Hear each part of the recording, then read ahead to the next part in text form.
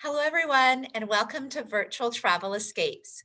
Paul Travel's little webinar mini series, I guess we would say, where we are exploring different destinations and experiences from around the world. I really think it's fun to think about where we want to travel to next and what kind of holiday we want to have and what it looks like. I know everybody has a little bit of a different idea of what they want to do on their vacation and have interest. So we really hope you guys find some travel inspiration and build your bucket list. I'm Rhonda Swian, the leisure manager with Paul Travel, and my lovely co-host is Julie Beckdash, and she's actually our resident Australia expert. So I know she's excited about today. Hi, Julie. Hi, thanks. Thanks, Rhonda. I am excited. I've got butterflies thinking about it. I love that. I love it. Awesome. So all of our presentations are being recorded. If any of you have missed any of our previous webinars, you'll find those listed on paultravel.com/webinars. So please take a little visit to our website to find those there. Next week, March 4th, we're taking a little trip and showcasing the Maldives. I'm actually really looking forward to this. I think it's going to be amazing. These are a great little group of islands that are in the middle of the Indian Ocean, and they are pretty spectacular. So join us for that. Now, we're listening to all of you, so thank you for your feedback. If you have any suggestions of ideas or destinations or even kind of fun experiences you want to see us showcase, please let Julie or myself know. Or even if you're talking to one of your favorite Paul Travel agents, we're here, we're open. So please reach out to us and let us know. Again, thank you for joining us today. We really appreciate you taking some time out of your day and really taking the opportunity to discover today Port Douglas in Queensland, Australia. So I'm excited. I know Julie's excited. So thank you again for taking the time and joining us. Now, if you have any questions, please put them in the Q&A box at the bottom of your screen, and we'll make sure that all of your questions get answered by the end of the presentation. So Julie, I know this Australia, has a special place in your heart. And I know for today, you've been to Port Douglas. Can you share with us any special memory or something fun that you can remember? Yeah, there's so many going through my mind, whether it's helicopter ride over the Great Barrier Reef or just going out and looking for the shy little platypus. I was able to see on a tour, we saw a platypus in the wild, which is something that's quite rare, and seeing crocodiles and,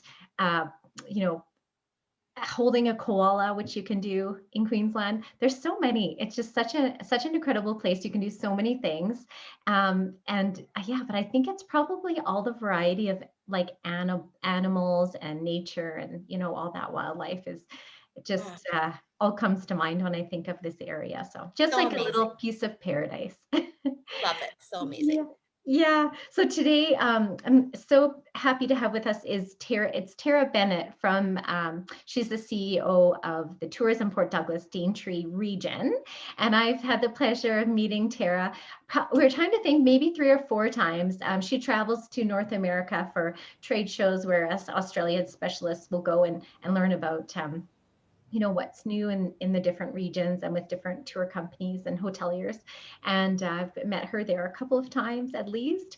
And I know she's also been to Canada as well a few times. So she's been about 15 years she's been in tourism, and then before that in IT and hospitality. And it's so great. Her passion is just to for the ability to provide an economic incentive to conserve the environment, and that's really her passion, and Port Douglas region does that really well, which she'll share. So we're happy to have you, Tara. I will pass it over to you, my friend.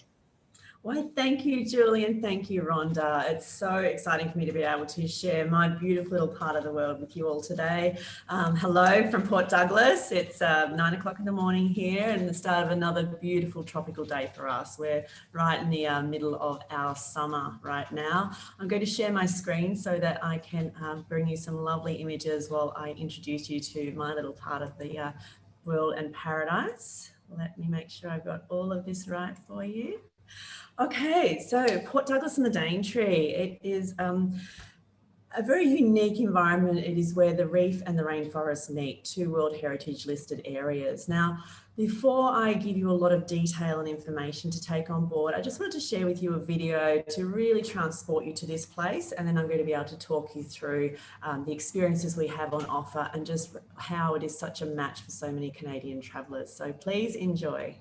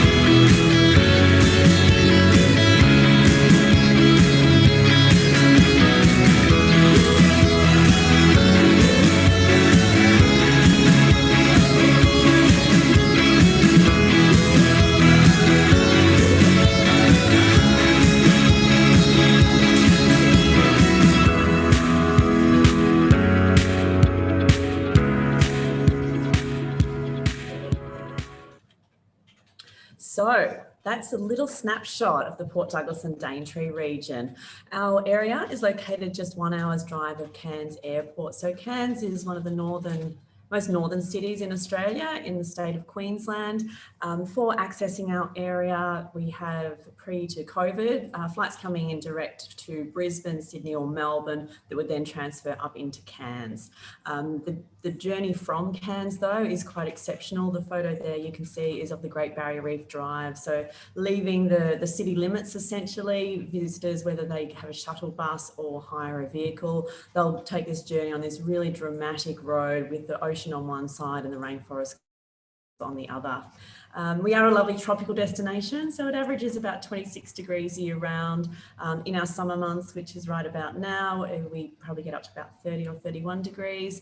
And then in the winter, it gets to a very chilly 22 degrees during the day. So it is ideal to visit year round. We do see a lot of our international travellers, particularly from North America, coming through in the summer months where they may like to be exploring, other parts of Australia in the summertime, so you've got all that sunshine. That said though, for people who have a nice big break in the Northern Hemisphere summer, August is a fantastic time to visit and one of my favourite months of the year, I must say.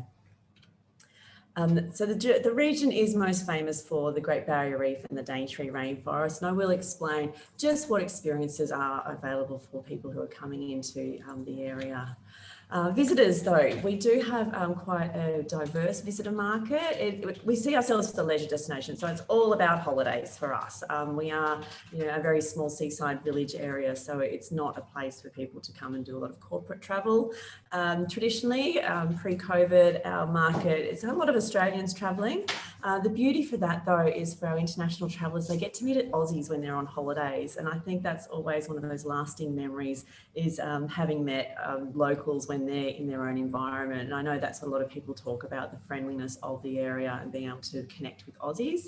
But we do, aside from the domestic market, we have a really big international market that's dominated by Western travellers. So the US, we have more travellers from the US, however, the UK generally provides more room nights because they have a longer stay when they're in the country. We also see a lot of German travellers because of their love of nature. Canadians came in as our fifth most recently. I have forgotten to put in New Zealand there, and then the rest of Europe. We also see a lot of Scandinavian travellers, again like Canadians, because they really like to get out and explore those beautiful natural areas and a little bit of wilderness as well. So we do tend to attract both a lot of couples of all age groups. There are a lot who are in the retirement phase of their lives because they've got more time to travel and of course the money they need to go and spend their kids' inheritance. But on top of that, we do attract a lot of families, and not just Australian families. We had seen in probably the last 5 years, the growth of a lot of families starting to travel long haul to come to Australia, and particularly our area where their kids can learn so many different things about the beautiful environment that we live in. So Port Douglas is the village. It's really the hub for where people base themselves to go out and explore all of the region. The area tends to attract travellers for an average of about a 5-day stay, and I'll talk through why that is with all the experiences we have on offer. But probably the piece to identify about Port Douglas is that we don't have any buildings taller than a palm tree or 3 stories. And the town planning around that is so that we can really minimise the visual aesthetic. So when people are looking around the town, or if they're on the beach, they look back and they can't see any buildings. On top of that, though, we do have fantastic infrastructure. So we have everything from 5-star hotels down to some fantastic holiday homes, a lot of self-catering apartments because we have the 5-night stay. People are really quite happy to settle down, unpack, get their washing done. So we do see for international travellers that the region sits really nicely at the very start or end of an Australian itinerary, because people can either arrive, have a bit of downtime and be able to be based in one place to take in all these great experiences, or they may have been tripping around Australia and New Zealand. They finish in Port Douglas and they can have those 5 days to get out, see these wonderful experiences, but also just have a bit of a holiday. Sometimes I think we all need a holiday within our holiday because you tend to try and jam so many things in that it's really important to actually just stop and have a bit of time out. So for any of you who have experienced Port Douglas before, we have seen a few new additions to the area recently. There's a fantastic walking trail that goes around the headland of the village, and that connects 4 Mile Beach, which stretches the length of the village, all the way around to this fabulous parkland called Rexmill Park. It is a wonderful place for sunsets. You can sit in the park under the palm trees and watching the sunset over the mountains while the boats are going by up the inlet. So it's a beautiful space for people. And on top of that, we now have a fantastic dive centre that's run through the Quicksilver Group. It is quite innovative in that they have a lot of e-learning. So if people are wanting to come and get their scuba diving credentials, they can do the e-learning platform prior to arrival. So it means that when they're here, they're straight into the pool, learning how to use all their equipment, and then they can start getting out and on the reef sooner rather than later. So it does shorten the time that's required to do the course in region by doing that little bit of pre-work. And for me, I think this is a really great opportunity for families that might be traveling with teenagers. You know, the kids are really hungry to learn more things, and what better place than the Great Barrier Reef to be able to get your certification. So it's a great little facility that they've added, and we have seen an extension. So the marina facility sits right in the heart of the Port Douglas village, and it's where a lot of the reef boats leave from each day.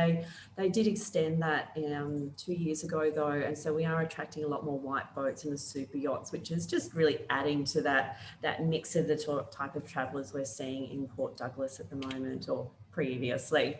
The accommodation side, now we do have the full range. What you can see there is some of the 5-star resorts. The Sheraton Grand Mirage is probably one of our most famous accommodations.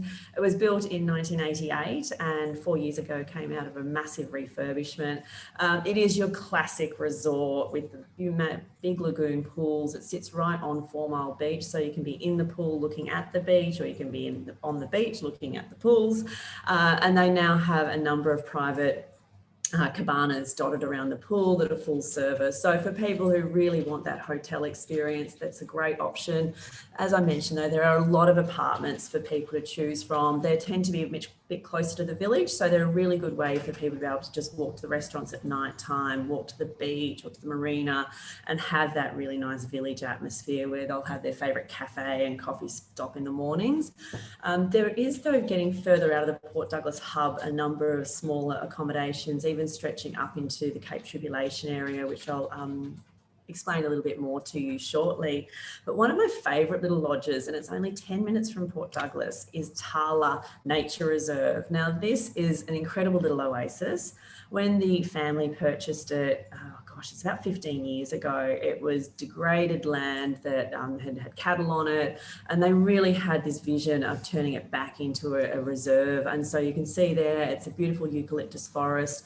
They have individual bungalows all around the headland, many with sea views. They have access to their own beach, Oak Beach, which you have extraordinary sunrises to enjoy. And then, as you can see there, Ospreys is their restaurant where they have beautiful water views.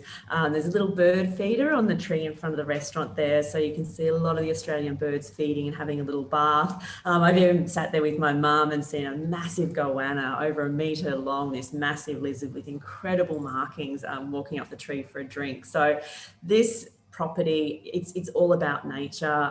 They offer stargazing at night with a guide and big telescope, so you can understand the Australian sky, which is quite extraordinary without all of that light taking away from the stars. They also have Indigenous storytellers a couple of nights, and they have their own coconut grove where there's a tour to better understand the value of the different products that coconuts have. So Tala Nature Reserve, do keep that one in mind, because it's one of those really special products that allows people to come away quite changed and feeling like they've really connected with the Australian environment.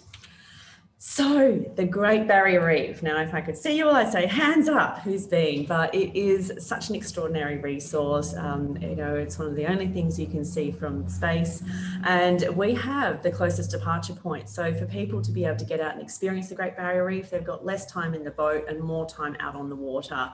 And there's so many different ways to experience the Great Barrier Reef. And I think it's really important to break that down, because people are flying halfway across the world to come and experience it, and you absolutely want to make sure that that day delivers what they've expected. We need to be mindful that some people don't swim or are really quite anxious about the open water. If that's the case for the open water, then the island you can see there, Low Isles, is a really great option because they can snorkel directly off the beach. It's a wonderful little area with soft corals, lots of turtles, even little reef sharks, which are completely harmless, and a wonderful way for people to probably have a bit more of a relaxed experience. So really good for anxious swimmers and maybe you more mature travellers, or those who really want to see a number of different experiences to give them both an island and then an outer reef experience, which I'll explain a little bit more. So the Quicksilver Group, they have a number of vessels, but the pontoon is probably what they're most famous for. And this is a dream for non-swimmers because they have a number of different activities. You can see the boats to the side of the screen there. They're semi-submersible, so guests can get on the boat and then under the water, and it will then take a tour around some of the little reef systems. I've been on the boat before. We've seen turtles, we've seen stingrays, sharks as well, lots of coral, those gorgeous vibrant fish. So that's a really great way for non-swimmers to be able to get out and experience the reef. They also have a viewing platform there, and as Julie was talking about, there is a helicopter pad, so people can go up and have a fantastic scenic helicopter experience, which really is the ultimate way to see the reef. But Quicksilver do also provide where you can see the snorkels in the water there. They have marine biologists on board, so they do provide guided tours, and then people can free snorkel or even go diving from there. So it is really good multi-use area. They do take large numbers though, so you will then potentially have clients who are looking for more of a small group experience, and we certainly have a number of those on offer. You can see there the helicopter landing on the sand cay, so it is a place where if budget allows you can go all out. However, for those who are a little bit more money conscious, there are options for them aplenty, such as you can see that great little photo with the yellow swimmers there. That's Ocean Safari, a small boat that is a fast boat leaving from Cape Tribulation. So Sail Away is a fantastic eco product. They are more of that small group touring. So they take around 25 to 30 passengers. It is sailing, so a little bit more time to get out there, but they do offer a really high eco experience. I'm just going to introduce you to the owner, Steve Edmondson. Steve's travelled with me many times. He would have met Julie. He gets out into market to meet and train agents, and there's nothing like meeting the owner of a business and understanding their passion for what they're delivering and knowing that your clients are in their safe hands when they're traveling. So I'd just like to introduce you to Steve. At Sail Away, we aim to inspire and educate visitors from around the world of the amazing yet fragile natural environment here in far north Queensland. On board, we focus on reusing and recycling wherever possible. No single-use plastics are used. Local produce is served to reduce food miles, and minimal fuel is used as we primarily use wind power. We hope guests are inspired during a fun, relaxed day out on the reef, on holiday, and to adopt some positive changes when they return home.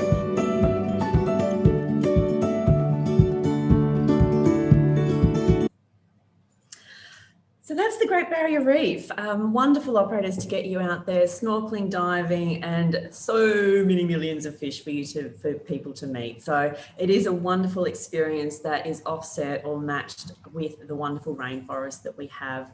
Now, the first part of the rainforest I want to talk to you about is Mossman Gorge. It's nice and close to Port Douglas, a short drive, and there are a number of tours picking guests up from their hotels. And I probably should have mentioned that at the very beginning.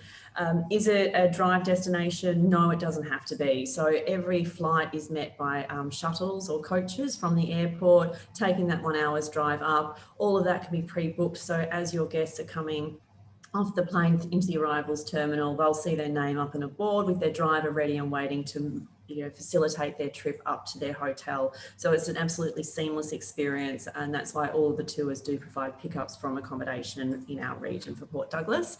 But this is also a really great area, Mossman Gorge, for people to really get out and not just look at the trees, but actually get to feel truly immersed in the rainforest.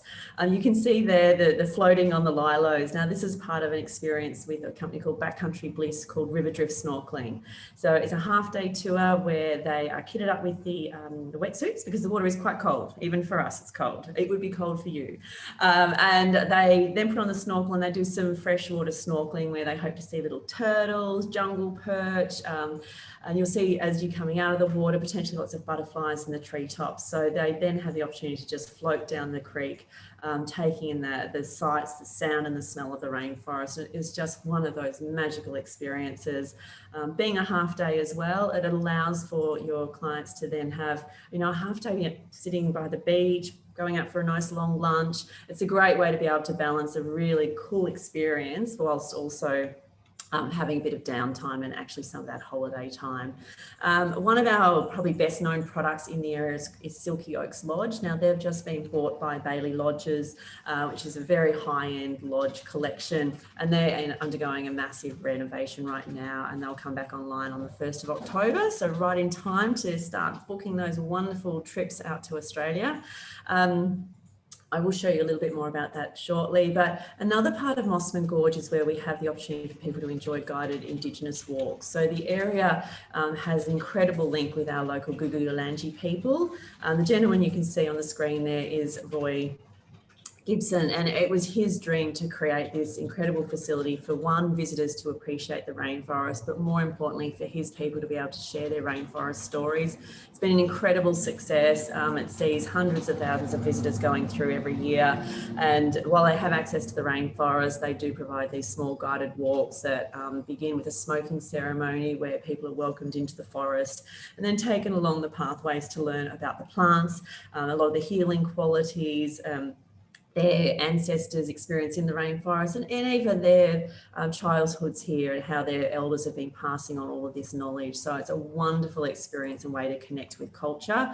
That's very much a sharing. It's not a show. It's very much about people wanting to share their knowledge and really welcome people to the forest. Another fabulous Indigenous experience, though, is Jambal Gallery. Now, this is also in Mossman, so that's the township just before the river you've just seen.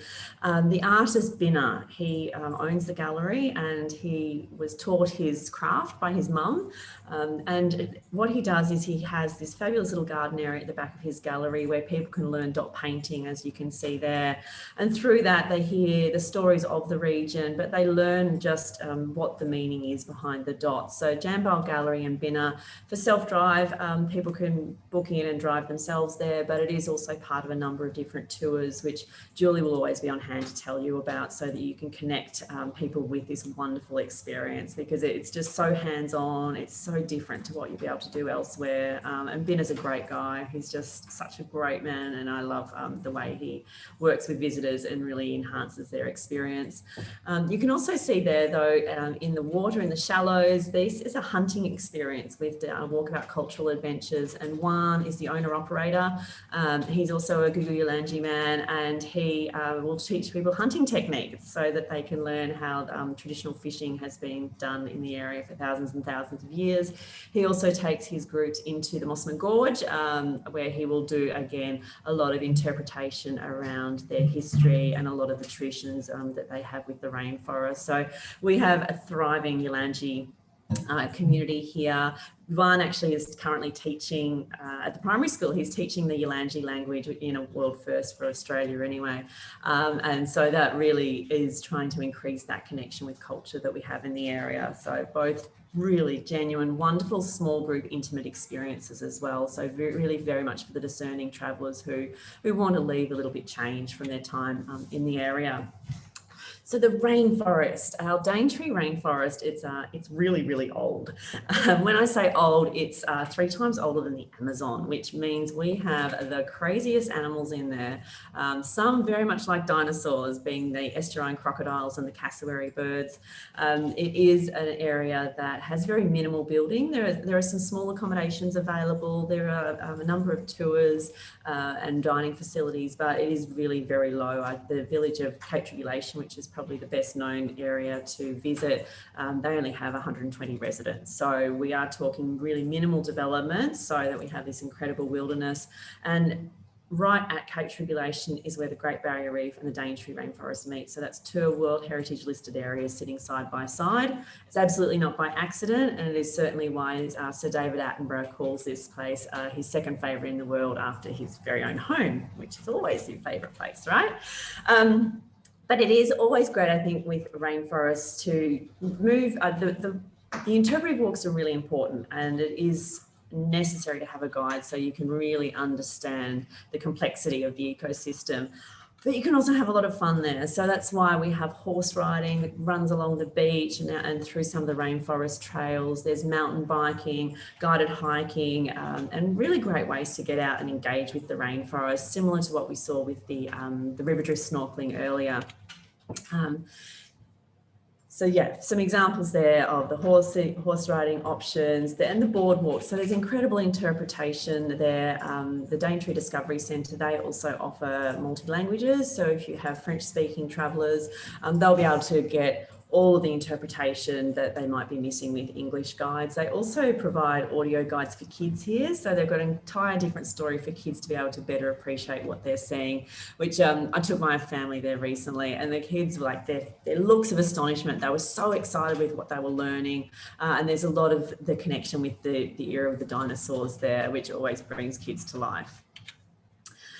So as Julie mentioned in my intro, I am really passionate about the environment, but I'm not alone here. Our region, we're made up of a lot of environmentalists. So we are really passionate about the environment, to the point that our local council has put us through, and we became the first destination to go through eco-certification. So we've had a lot of our leading products have been eco-certified for more than 2 decades. So we've been really focused on green tourism for a long time, but new to this is whole destinations being certified, and it's a really rigorous process. It's something that we have to be audited on. There's over 90 criteria that you have to meet, and that's across your environment, community, culture, and economic sustainability, making sure that tourism isn't negatively impacting not just the environment, but also the local community. So it's a really interesting process to go through, because it makes sure you have all of the management protocols in place, that the balance is really well managed, and that tourism really can thrive alongside a thriving community. So we're really proud. This happened in December 2019. Last year, we achieved the Advanced Eco Destination certification, and there's now 17 other Australian destinations going through the process. So we know it is really increasing, not just in popularity, but in importance. It's not a trend anymore. I see it as actually an expectation from travellers, particularly Western travellers who are drawn to Australia and what we have to offer, and to have that confidence that we are really trying to protect our environmental assets and make sure that that preservation is leading to conservation values. It's just, to me, really exciting to see that growing worldwide, but that we've been able to really take a leadership position in that. I'm going to now introduce you to the Mossman Gorge on a little video clip that talks about where they sit with sustainability in their Yalada.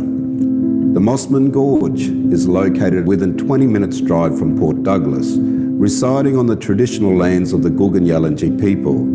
The Mossman Gorge is a place where people can come to experience the culture and the rainforest environment in the Gulgan way. I'm Warren Clements, trainer and assessor of the Mossman Gorge Centre. Our centre in the natural attraction of the Mossman Gorge is committed to caring for, preserving and protecting the local environment. Every aspect of the design incorporates various elements of the rainforest, cultural stories and eco-friendly initiatives. The building has been specifically designed to celebrate water, known as bana to the traditional owners. When the rain is falling, the water cascades down in front of the building like a curtain. The water flow is collected in a feature stainless gutter and is then reused for all non-potable applications on site. Water quality in the rainforest directly impacts water quality on the reef. Our 100 kilowatt solar installation offsets over 40% of all energy usage on site. Since opening in 2012, we have maintained 80 to 90% Indigenous employment, welcomed over 350,000 visitors each year, and are currently looking to secure advanced eco certification. Almost every aspect of the Mossman Gorge Centre actively contributes to the sustaining of both environment and culture. In particular, the symbiosis between reef and rainforest are intertwined, each supporting the other.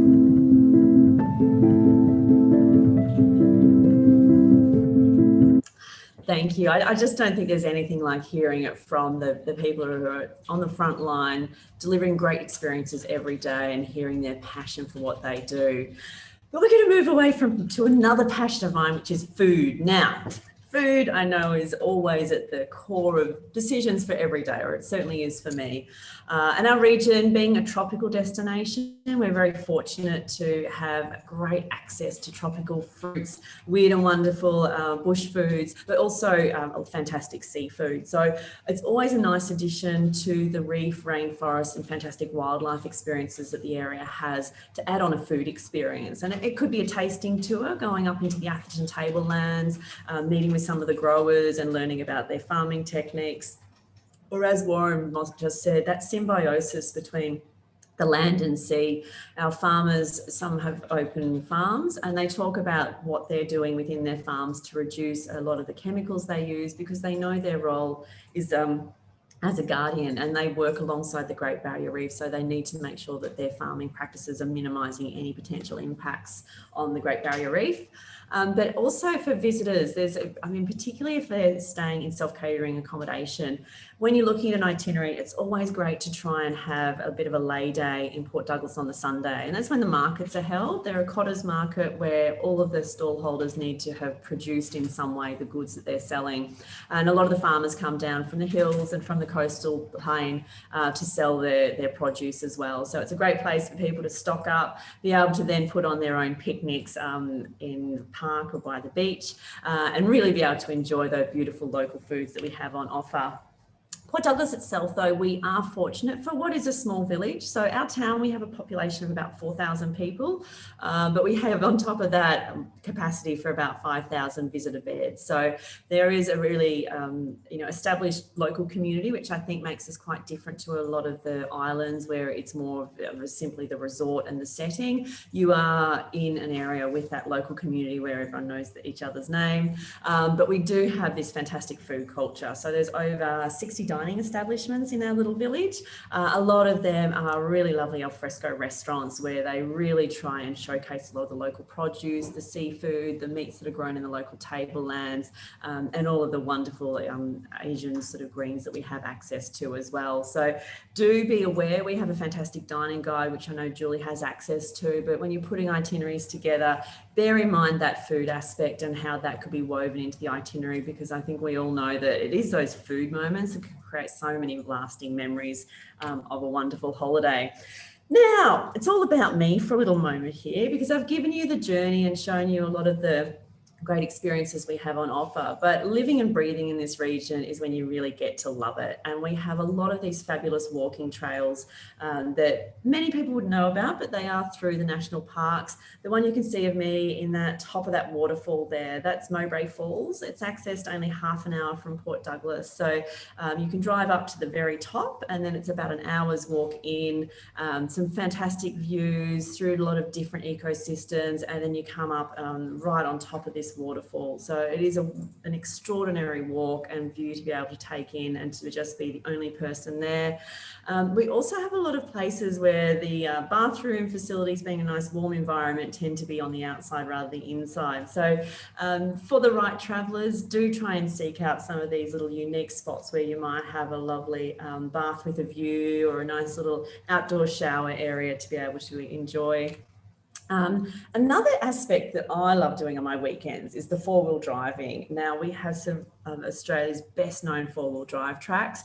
There is the Bloomfield track, which links, if you leave from Port Douglas going north to Cape Tribulation, which we saw earlier, that's where the bitumen road ends, and from there is what's known as the Bloomfield track, which can connect people up to Cooktown and the real outback, that frontier of Australia that, you know, very much like Canada, we've got some really extraordinary wilderness areas that you just know you've left kind of a civilization behind. What you can see now though is the Creb track, which is a pretty arduous four-wheel drive track, but really extraordinary. So for the right travellers, let them know that they can get out there and really explore what we have on offer that's well beyond sort of the well-trod path of a lot of the visitors who come in. And these four-wheel drive tracks give you great access to these beautiful creeks and freshwater systems. They're very much inland, so you don't have to worry about the crocodiles that can be found on the coastal area, and just a place for people to absolutely go and be immersed in nature. Another favourite of mine, though, it is a classic, but 4 Mile Beach. I'm fortunate to live about 200 metres from the beach, and it is like our highway. So in the mornings, it's really busy with everyone out running, riding their bikes. It's a great beach to ride on because the sand's really compact. It's nice and firm, so people can ride the length of the beach up and down. The sun rises beautifully. I was there the other morning and we could see manta rays just gliding along the water there with their little fins out. You'll often see turtles' heads popping out when they're munching on the seagrass. So 4 Mile Beach itself, to me, is a marvellous playground. We don't have a lot of surf because we're inside the reef, so it's a really safe, shallow water environment. And just that, nice broad beach. It's a wonderful place then to end the day with, again, a picnic. You may notice this food theme coming through in a lot of my photos, but it is just one of those spots where people need to have that little bit of extra time to enjoy the area. And the walk I mentioned earlier, Flagstaff Hill, that goes around from there. The locals get out there every morning doing their exercise, and it is a great way to start the day or to head off for lunch, taking in a nice half-hour walk around the headland. So wrapping it up, this again is that beautiful drive that connects us with the airport. So yes, we are 1 hour from the airport, but that in itself is an experience, and it's one to prepare people for, so that they don't snooze the whole way along. They can take in these beautiful views and glimpses of what's ahead of them once they hit Port Douglas, and all of the wonderful nature experiences we have on offer. So I'm going to wrap it up there and hand back to Julie. Thank you so much for taking your time to learn a little bit more about my little piece of paradise. We love welcoming visitors from around the world. We know we have an extraordinary environment, and we just can't wait to welcome international travellers back very, very soon. Thank you so much, Tara. Gorgeous photos, so many good tips and Yeah, and advice. So thank you. I love your food moments. That's a good, that's important in my trips too. Those food moments. Let's be honest. Come on. Yeah. You don't start the day until Oh, you've had a conversation about where we're going for lunch and what we're going to have for dinner. yeah, exactly. Exactly. Yeah. Um, and I love your tip about adding, like often because there is so much to see and do, it's good to add in a free day where you can go to the beach or just hang out or go for a walk, and just have a little mini vacation from your trip. So that is so wonderful. I do have a couple questions, and if anybody else has questions, put them in the chat. We'd love to hear from you. If anyone's been, we'd love to know. In the what's the viability of the Great Barrier Reef right now? I heard just in October they found a new reef that was taller than the Eiffel Tower, which is incredible that they just found that about a few months ago. But how overall is the reef doing? It's doing really well right now. We've had quite a cool summer. So there was a lot of coverage about the coral bleaching that happened 3 and 4 years ago. And that was when we had 2 hot summers. And we are always monitoring the reef. You're always concerned, but these are cycles that have been happening for thousands and thousands of years. It is part of the natural cycle. And often with those bleaching events, it's in isolated parts of the reef, and then others are untouched.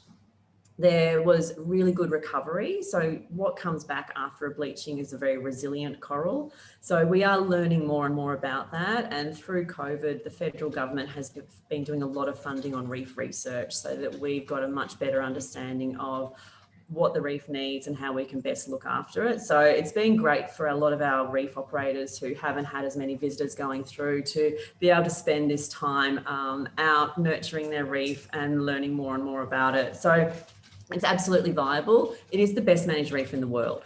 So it's vast. There's a lot of zones where people cannot go. There are areas where all of our operators have permits through the marine park. They can only visit a certain amount of times a year. And there's a number of areas that may only have 3 or 5 visits a year. And then there's others that are used frequently, like the Quicksilver pontoon. So yes, it's absolutely long-term viable. We are entrusted to make sure of that. That's why it's so well managed. But there are a lot of areas that people cannot visit. And then there's a lot of areas we don't know about. Like you just said, Julie, they just discovered this extraordinary, massive part of the reef that no one had ever been aware of. So there's always something new. We have a local charity who does a lot of marine research, and they discovered new corals last year. So, it's nature, it's exciting and always evolving, and we take our role as custodians of the reef very seriously. Perfect. That's great. Great to hear. I don't know if you've heard of, Tracy mentioned that hearing about Port Douglas, it reminds her of a town on Vancouver Island called Tofino. And I think it does to me too when I think about that. So that's a good observation, Tracy. We don't have many more questions. I think it's so nice talking to you and hearing from you, Tara. It seems Australia I know, far away, but it's so amazing once you will get there. And I feel like we have such an affinity, Canadians and Australians, and it's like we're meeting our long lost cousins when we're there, and you just it's just you feel so welcome. And it is really a big part of going to Australia is the people that you meet. So welcoming, so friendly. You'll feel right at home. So if anyone hasn't been, it's definitely add it to your list. So I think that's all. Rhonda, did you have any comments or anything you wanted to add? No, it looked amazing. And thank you so much for giving us a little snippet into such a fantastic part of the world. And I love the fact that you can do the Great Barrier Reef with the rainforest and have that real mix, and it's like a perfect little holiday in my books. Now, Tara, what would you kind of recommend? Because a lot of times for Canadians that are traveling over to Australia, it's a long way to go. So we're going to be planning, several weeks there. If they wanted to kind of do this area for a while, how long would you kind of recommend being a time for their itinerary? Like how long do you think they should spend combination with both? Yeah, thanks, Rhonda. Look, I think 5 days is a really comfortable place. I'm mindful there's amazing destinations throughout Australia that people are really going to have to visit. The beauty for us is we have a variety of experiences in one place. So yes, there's the Great Barrier Reef and the Daintree Rainforest, but we also have incredible wildlife and wildlife attractions. So people can hold a koala here if they choose. They can feed kangaroos. There's a lot of bird life to discover as well, and then our Indigenous culture.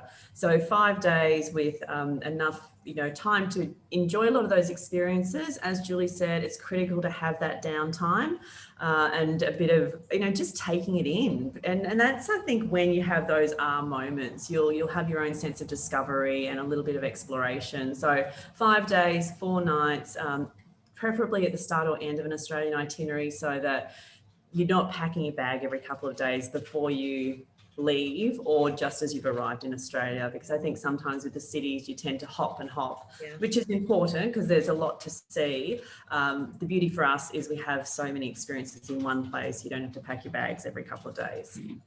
Nice. Yeah. Perfect. Thank you. Thank you. And it's so fun. I think the great part about Rhonda and I, what we do when we meet with clients, is so fun to introduce them to things that they didn't even know were possible, right? Like the river drifting, right? I don't know. It's just fun to be able to share that. It is. It really is. Yeah. Yeah. I, thinking about Australia, I have all these stories now, but I have to show you guys. If you haven't, you can get these here. They're Tim Tams. You can get them here in Canada. And it reminds me of when I arrived into Cairns before we were going to Port Douglas.